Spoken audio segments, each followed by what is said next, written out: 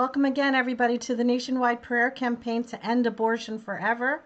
Today we have Bob Marshall. He is a delegate. He has been on for 26 years in Virginia, very, very long time, and fighting for the end of abortion. And he'll be speaking afterwards. And we hope you have some questions for him because he'll have a part 2 tomorrow.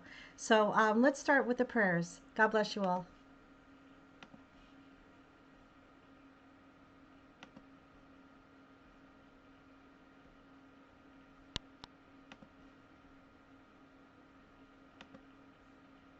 Thank you for joining us again on this prayer campaign to end abortion. And today we have Bob Marshall, Delegate Bob Marshall, who served in the Virginia General Assembly for 26 years as a Republican legislator. Bob also was a congressional aide to 3 members of Congress. Bob Marshall and a colleague devised an original 1976 Hyde Amendment cutting off Medicaid abortion funding. Bob later devised other abortion funding amendments on military, civil service, foreign aid, Indian Health Service, and prisons appropriations bills that are still federal law. Bob was the House of Delegates author of the 2006 Virginia voter-approved one man, one woman marriage amendment, and still on the books ban on partial birth infanticide. He is the author of more than 50 Virginia laws. He won a precedent-setting lawsuit, Marshall versus Northern Virginia Transportation Authority, over Governor Tim Kaine, the Attorney General, the Speaker of the House of Delegates, and 2/3 of the Virginia General Assembly, as the only sitting state legislator to legally challenge a law that granted power to unelected officials to raise transportation taxes. The Virginia Supreme Court agreed with Delegate Marshall in a 7-0 decision in 2008. Bob Marshall is a co-author of Blessed Are the Barren, Ignatius Press, A Social History of Planned Parenthood. His Eminence John Cardinal O'Connor and Dr. Barnard Nathanson, who founded NARAL, wrote prefaces to Bob's book. Bob also wrote Reclaiming the Republic, a how-to civics book for Christians to learn the levers of civic power, published in 2018 by 10 Books. Virginia newspapers recognize Bob Marshall as a very well-versed man in parliamentary tactics. Bob and his wife, Kathy, have 5 children and 10 grandchildren. Welcome, Bob. I don't hear you, Bob. Are you on mute? Not now. Okay. Thank Welcome, you. Bob. Thank you. You seem to have a well-decorated bio. Thank you so much for coming, and I will let you speak. Well, Karen, I am so glad that you were doing this program to get the information out to people of faith concerning the threats that we face from the secular world. This November 3rd, there's going to be an election. There is a stark difference between the candidates on matters that pertain to faith, in particular, with a statute called, or not a statute, a bill which passed the House of Representatives in March of 2019 called the Equality Act. Joe Biden says he wants to sign this in the first 100 days, God forbid, that he is actually president. He has made the homosexual agenda his number one priority. He even presided at a same-sex wedding, I think in 2016. President Trump has said, look, I'm not for discrimination, but this bill goes way too far, and he's correct, it does. And he said he will not sign it. Now, when this passed the House of Representatives, 228 Democrats who voted, all voted in favor of this thing.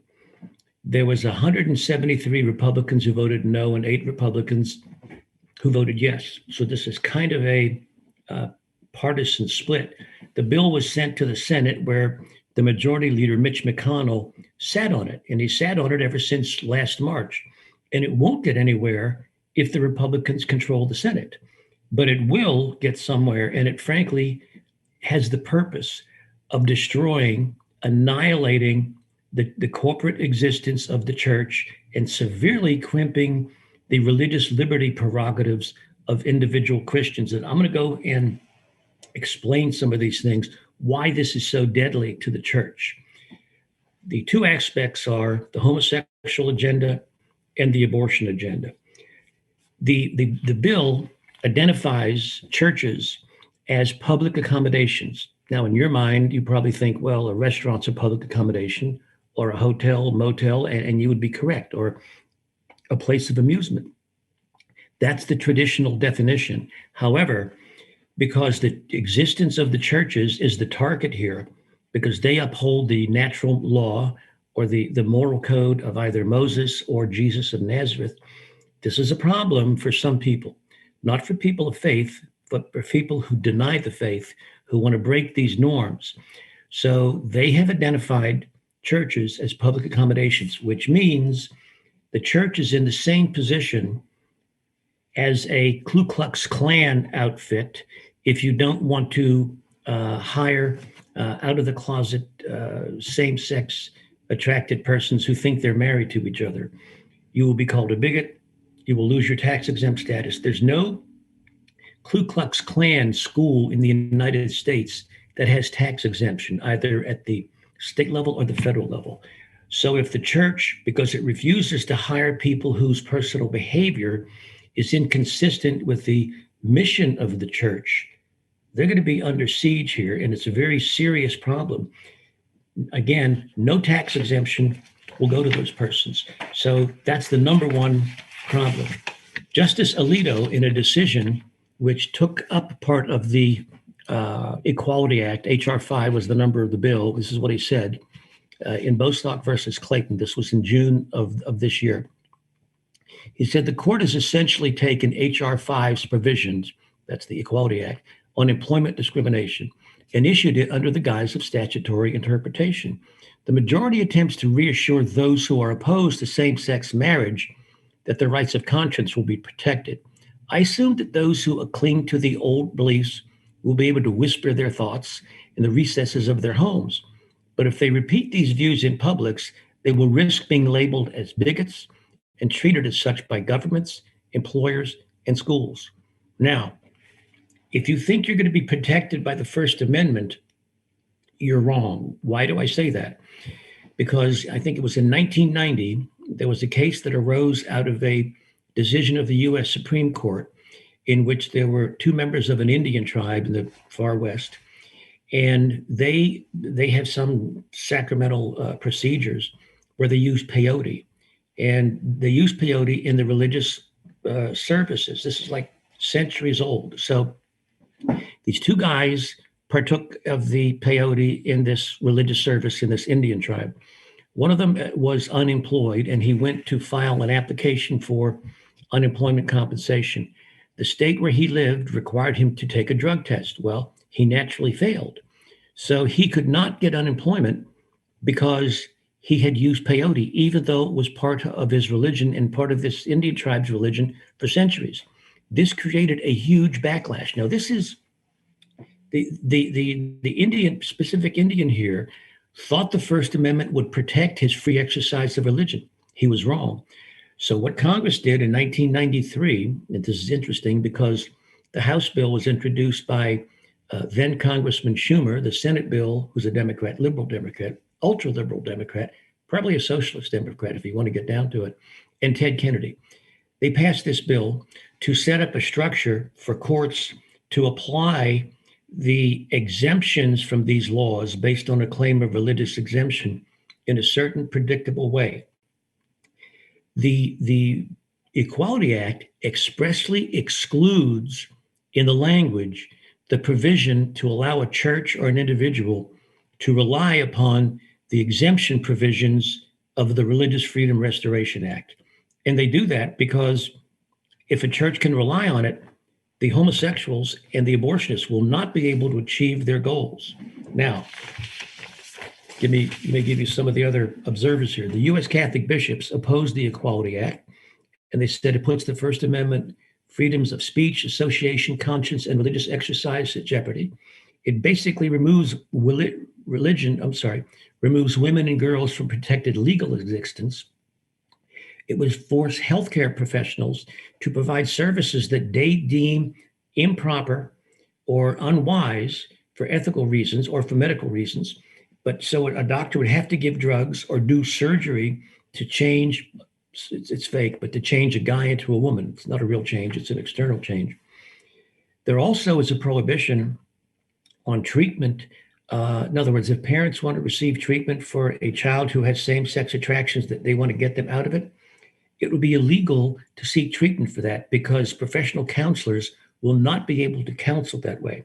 The Heritage Foundation also said this will go into the coercion of individuals. They will be subject to certain of these coercions. They'll be required to use male pronouns for females, female pronouns for males. Any one of these things would be very damaging to you. It'll make it difficult to get some kind of jobs because you will have to participate, celebrate with, facilitate, or support behavior that is clearly condemned in the Old and New Testaments. So the alternative that the seculars are giving us is apostasy or persecution. Neither of those are very desirable. The third alternative, which Christians should take, is to prevent this from happening in the first place and vote against anybody who will vote for the so-called Equality Act. The Family Research Council identified the enormous fines that will be levied against institutions that don't hire somebody because the behavior is inconsistent with the religious teachings of their organization. If you are a school with 15 to 100 employees and you deny to an out-of-the-closet homosexual who thinks he's married to a man and who is a cross-dresser and wants to teach in your school, each instance of that is a $50,000 fine if you have from 15 to 100 employees. Now, if 10 of these individuals come to a school, that's 10 times 50 is $500,000. They could have 100 people come, and you can see that the fine, if it's levied, because in fact they are denying the ability of this individual to, quote, teach the kids, because in their judgment, I think correctly, they shouldn't have to teach the kids by somebody who is basically flouting the policy himself or herself. But that doesn't matter now because the churches are called public accommodations. If you're in an organization that has 201 to 500 employees, each instance is a $200,000 fine. The National Right to Life Committee, and here's where this comes into abortion, says that the Hyde Amendment, which I helped devise back in 1976, will be suspect because you will be treating women differently. You won't allow them to, quote, pursue their reproductive freedom. It also means that conscience clauses that a doctor or nurse who does not want to participate in an abortion will be struck down because you will be making a decision to not participate because this person wants to exercise their reproductive freedom. So your choice is to either abort the kid, kill the child, or stop practicing medicine.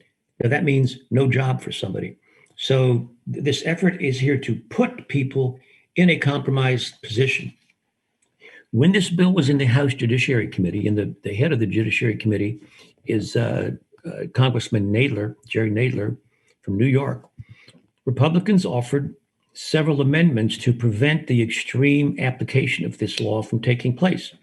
The First Amendment said that no biological female would have to compete against biological males in any sports competition.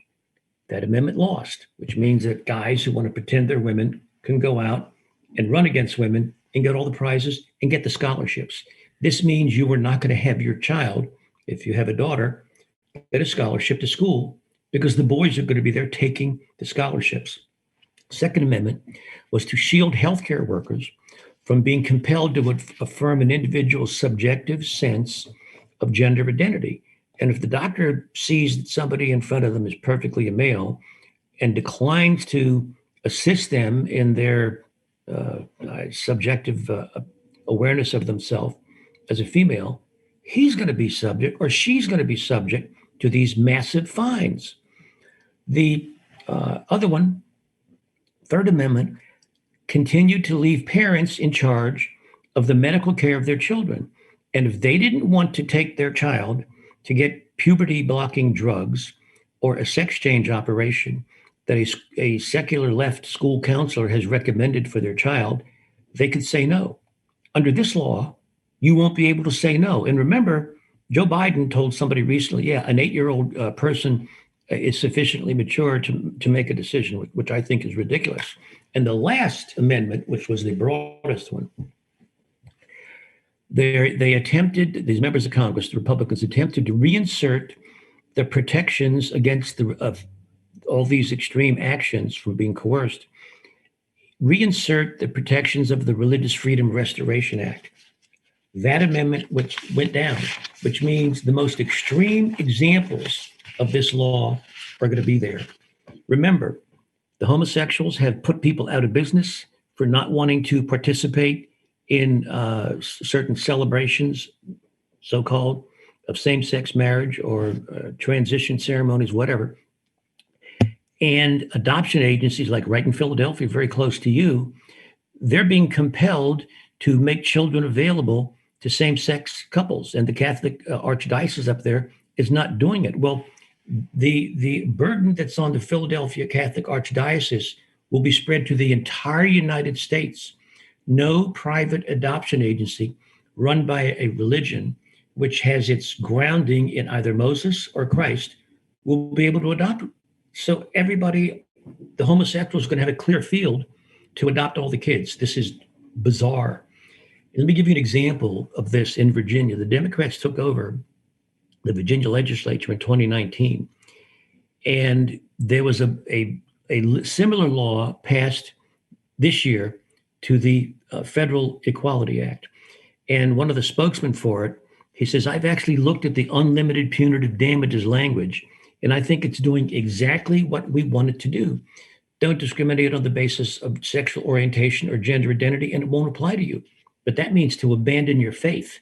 That is not the America I grew up in.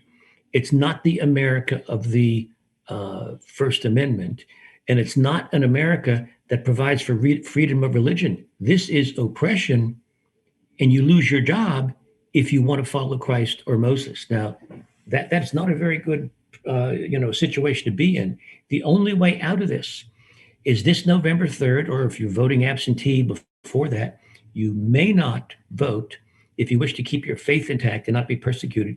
You cannot vote for anyone who pushes this Equality Act. It just is not plausible or sensible for you to do this.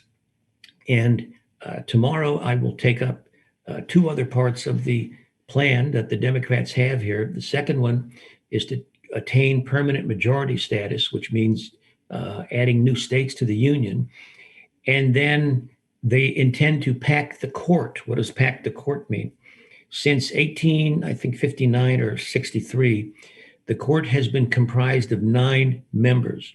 The Constitution specifies that only one court must exist, that is the Supreme Court. Every other court, the district courts, the tax courts, the courts of appeals, where Amy Coney Barrett is coming from in the Midwest, are up to Congress to create or not to create. They can be abolished. And in fact, Jefferson did that in about 1802. So those courts are optional. The Supreme Court is not optional, but the Constitution is silent on the number of members of the Supreme Court. So, like I say, since for about the last 150 years, it has been fixed at 9. And the Democrats want to change that. And Joe Biden doesn't want to tell anybody what he wants to do. So I will be glad to take any questions that you receive in the meantime tomorrow. And again, you really don't have a choice here. If you want to keep your faith, if you want to keep your job and not be coerced, you better not vote for anybody who supports the Equality Act.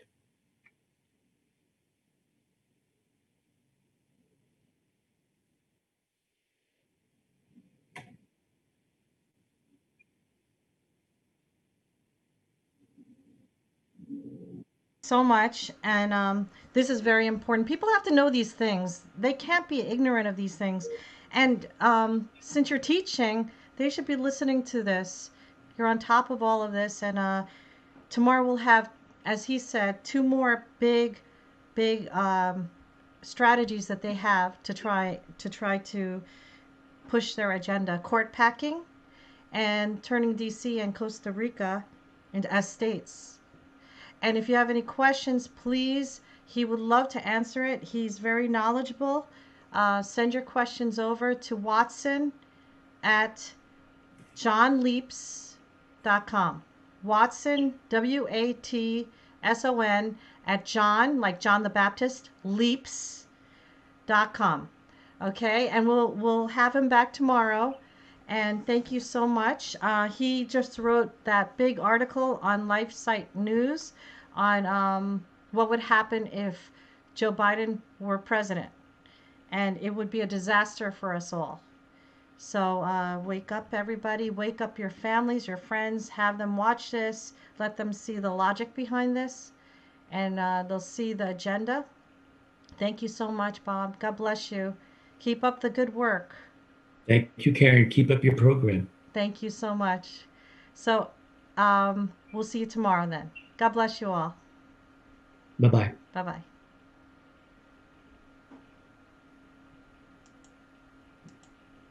Now you've Hi, cut it my off name now, is right? Karen Jeffson from John Leaf's Evangelization. We've been doing this live stream to stop abortion since May 13th, 2020, and we try to do prayers each day, every day, with speakers.